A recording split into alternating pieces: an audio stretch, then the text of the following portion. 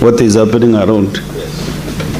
Next is, today my spirit is asking me to recognize the leadership of the House. Deputy Minority Whip, Deputy Minority Whip.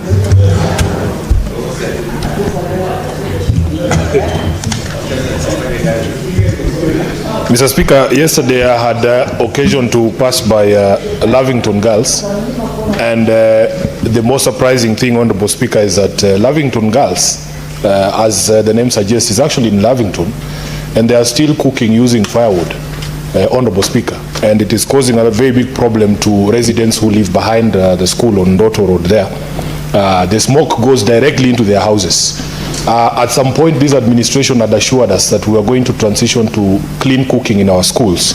So the question that I want to direct to the Minister for Environment, is it still government policy of the Kenya Kwanza administration to transition all public schools from cooking using firewood to clean energy cooking in our schools? Thank you, Honorable Speaker. Maybe the last one, then she can answer those. Then I'll pick more. Senator Joe Newton.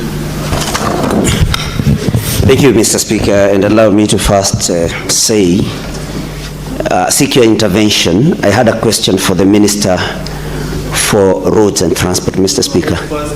The CS for... I'm coming to that, Mr. Speaker. It's just a comment I'm making, that it's important that we are informed in advance if the CS is not going to be coming, because I'm supposed to be... take that as your question, that the supplementary question is on the Minister. Mr. Speaker, don't be so hard on me, although we don't belong to the same political side, Mr. Speaker, please. Allow me to... I was making a request to you. So Netanyahu, just have your seat. You know the chair here, if you have realized what I've done this morning, right? Yes. Actually, I've recognized members who are not in the same. The chair is impartial completely. And there is no chair who chairs this house on political issues or political rights. And that is not the Senate of the Republic of Kenya. Maybe other houses, but not in the Senate, not this one. So maybe first you should withdraw your comment, that very negative comment on the chair. Okay, Chair. I don't mind wherever political space you are occupying. Okay. That is your business, you know. Chair, I'm well guided, Chair. And I withdraw. I was just saying, Chair, I was requesting you that it's important that we be advised in advance, maybe through the order paper.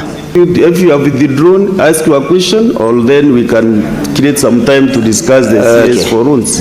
Okay, Chair, I was saying that because I was supposed to be in all Kalau, but I'm here. But let me ask you my question, Mr. Chair, to the CS on environment. Chair, let me ask the question directly, Chair. Is the CS aware of an arrangement that the government has with avocado processors in Murang'a County to be able to absorb waste? Because, Mr. Speaker, the only useful percentage of an avocado fruit is 5%. So disposal of the 95% waste is a big challenge to avocado processors.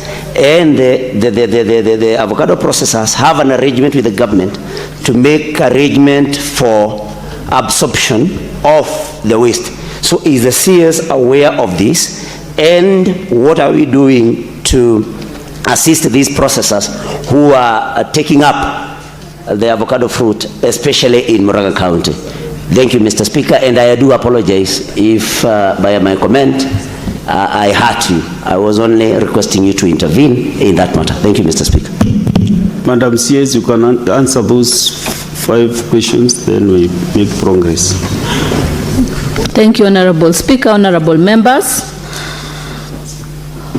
First of all, regarding the e-waste inventory, it was done in all the 47 counties, as I had said. and this was through NEMA and World Bank, and they published the report, and the report is on the website. And as I had said clearly, following the reports that we received, they were able to guide us in coming up with our Environmental Management Coordination Acts, amending them and ensuring that we have incorporated the concerns that we had highlighted. And then the other question was for regulatory impact assessment. That was also done. Madam says if you could also maybe identify the senator's question that you're answering, so that we are clear, so that we don't repeat again. Yes, this was for... To know the members slowly, so that you just record the name.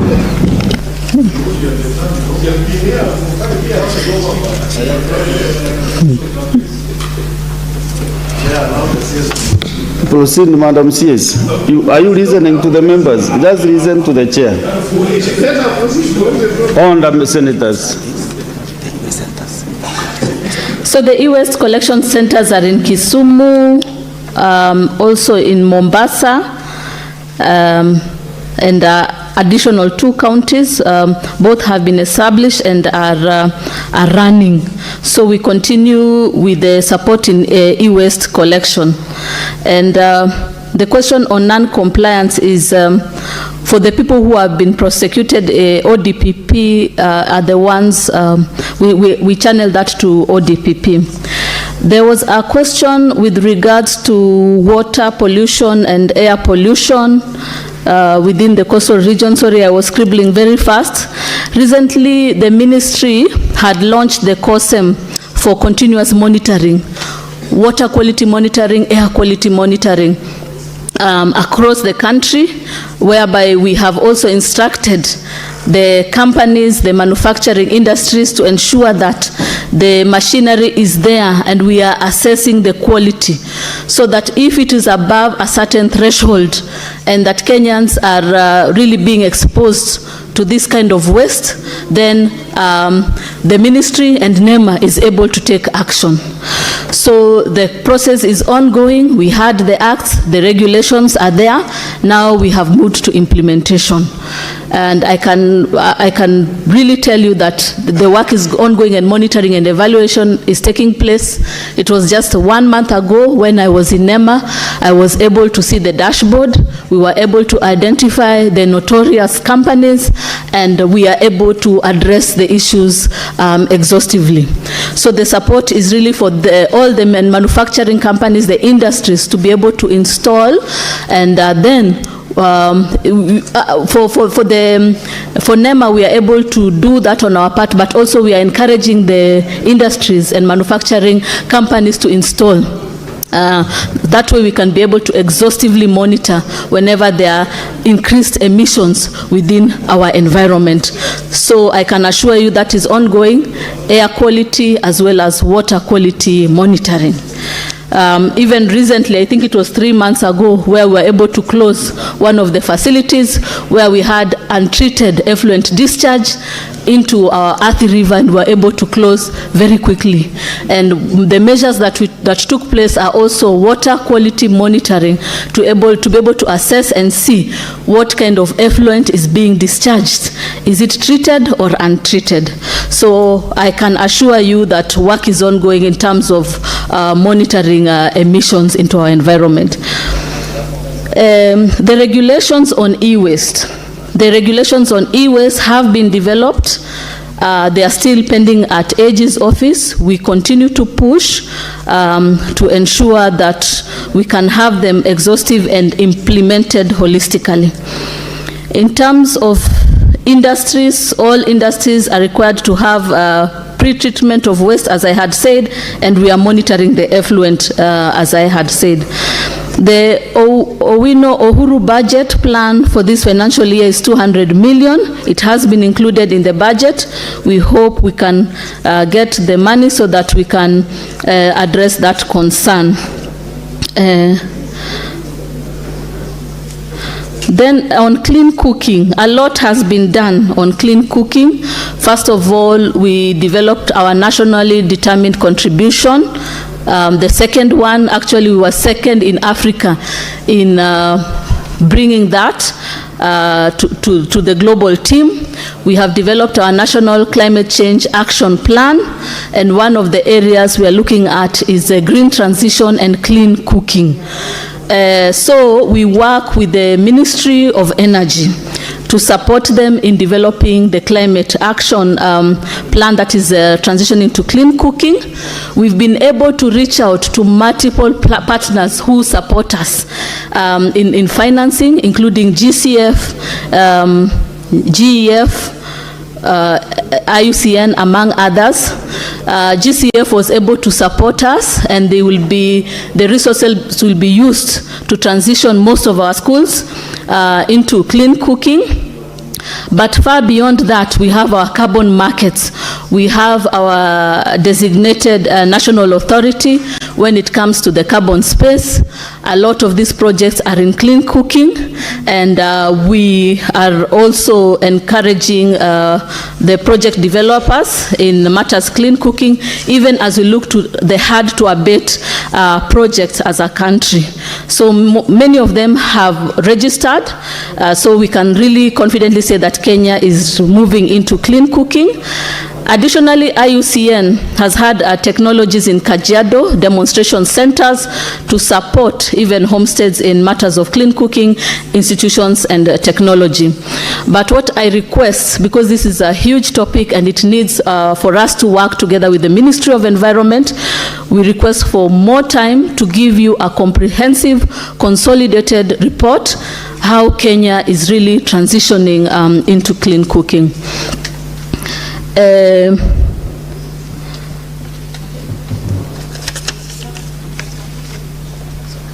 So thank you.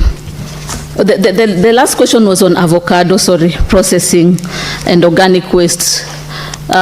Kenya waste is predominantly organic waste, and we take this seriously as the ministry and as NEMA, and NEMA has licensed facilities to treat organic waste. What we are currently encouraging the governors is to really look at circular economy, because waste management is devolved, and seeing how we can partner, we can coordinate to improve the waste management and circular economy. And you can see what is going on currently in Nairobi, where we are addressing the concerns in Dandora site. Predominantly it's organic waste that needs to be addressed, and really that can produce, whether it's waste to energy, whether it's fertilizers, and that again is really bringing money into the pockets of Kenyans. So we are working, we have supported in terms of the technical, the legislative component. Now when it comes to implementation, we are continuing to license to ensure that we are addressing organic waste, including the avocado waste. So I think those are the questions. Thank you. There was an issue raised by Senator Kenyuri on the polythene bags. Yes. So for polythene bags, we continue with the banning. We take note of the concerns and enforcement. We will really ensure that we are strengthening the enforcement. But let us remember, far beyond the plastic bags, we even have the plastic bottles and other plastic wastes. That is why we had to work on the extended producer responsibility, which was passed.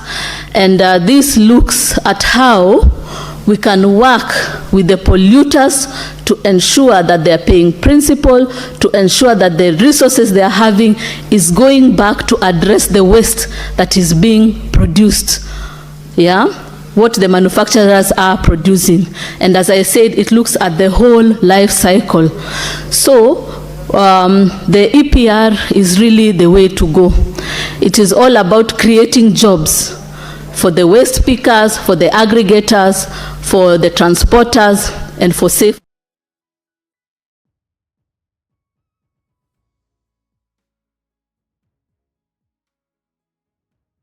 chain will be able to get resources.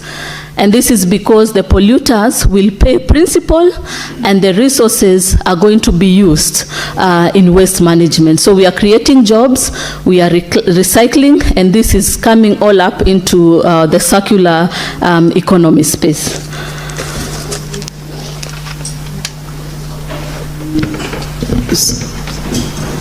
Are you not satisfied with the response? That's why we are here to ask. Yeah, just do a clarification very fast, then we give other Actually, members an Speaker, opportunity. I wanted your help because you know you are an elder. Perhaps you can translate to me what the CS has said in regards to the transition in schools from firewood cooking to clean energy. Because an answer like the one she has given has left me more confused as to where we are with that program.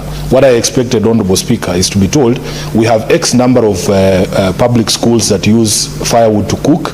We have received a certain amount of money. This is a total budget. We have done 10% of the schools. The program will run for 6 months. We expect to be completed before the elections. I mean, that is an answer. But whatever rumblings that have come from the Speaker, from the CS, have left me more confused. Okay. I don't know what the answer was. Okay, so Madam CS, that issue on the cooking stoves, I heard you say comment about the policy that you want to implement, and you requested for more time to submit that to this house, isn't it? Yes. But can you maybe comment directly on Lavington girls, because that is the issue. Yes, Your Excellency, as I had said earlier, we request more time. Why? Because first of all, the implementer is the Ministry of Energy. For us, we give the policy. It's green transition. Number two, we need real-time data where we are currently. We need to map out, we need to talk to the officers so that we're able to map out and give the tangible data where we are in terms of transitioning. That is why I have requested, and you know it's also working with the Ministry of Education in the schools, working with the Ministry of Energy, and then ourselves. So if you can give us ample time, 2 weeks is adequate, we'll give you a substantive answer. Senator Sifuna, I think now you are comfortable with that response. Yes. Okay. Senator Catherine Mumo. Thank you, Honorable Speaker, for the opportunity to ask a question.